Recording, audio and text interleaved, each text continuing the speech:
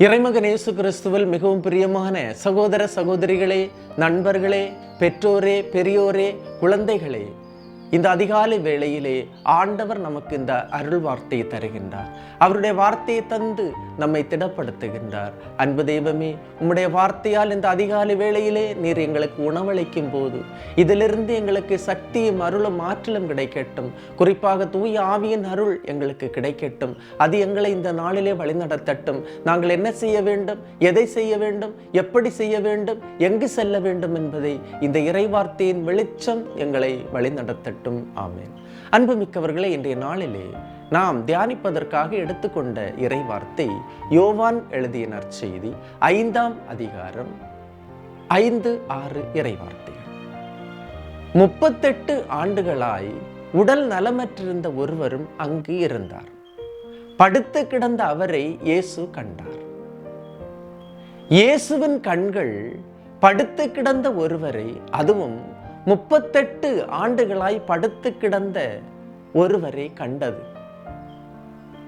கடவுளின் கண்கள் ஒருவரை காண்கின்றது என்றால் அது பெரிய அபூர்வம்.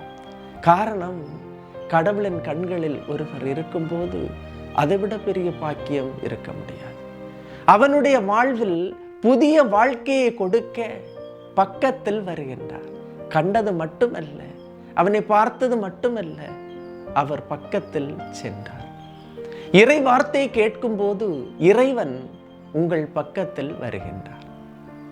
கடவுள் உங்களை சந்திக்க வருகின்றார். சந்திக்க வருகின்ற நேரம்தான் இறை வார்த்தை நமக்கு கிடைக்கின்ற நேரம்.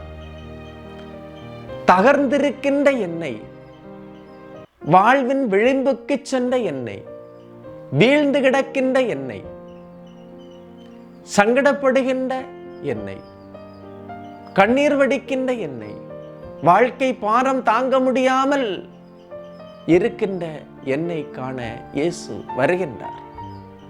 எனக்கு யாருமில்லை, என்னை சந்திக்க யாருமில்லை என்று ஏங்குகின்ற அதிகமான மக்கள் இந்த உலகத்தில் இருக்கின்றார்கள்.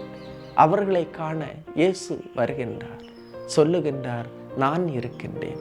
கண்டிப்பாக என்னுடைய கண்கள் உன்னை காணும்.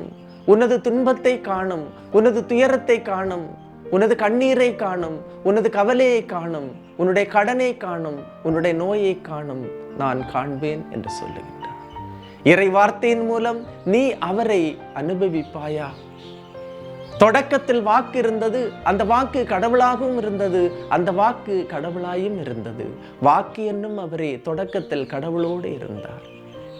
அந்த வாக்கை இன்று நீங்கள் பெற்றுக்கொண்டீர்கள் என்றால் அது உங்களுக்கு அருளும் ஆசீரும் கிடைக்கும். நீங்கள் தனிமைப்பட்டவர்கள் அல்ல, தனிமைப்படுத்தப்பட்டவர்கள் அல்ல.